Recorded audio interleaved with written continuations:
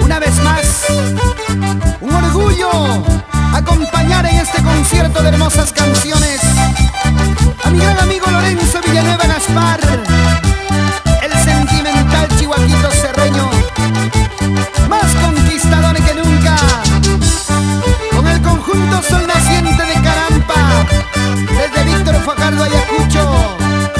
Ahora, en todo el Perú, gracias a Producciones Musicales Libertadores Wari. ¿Para qué más? Dices que tienes otro amor, no me importa, paisanita.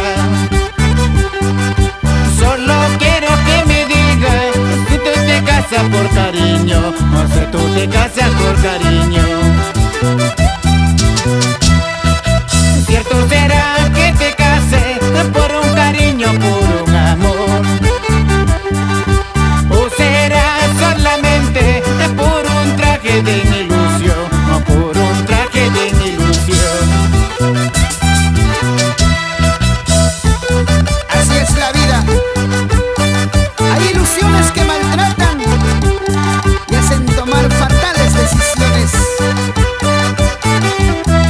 Fuerte, valiente hay que ser. ¡Vamos, chihuaquito! Sin el cariño que yo te di, fui muy poco para ti. Dime pronto cuánto vale tu voluble corazón, tu voluble corazón. Sin el cariño que yo te di, fui muy poco para ti. Dime pronto cuánto vale tu voluble corazón, tu voluble corazón.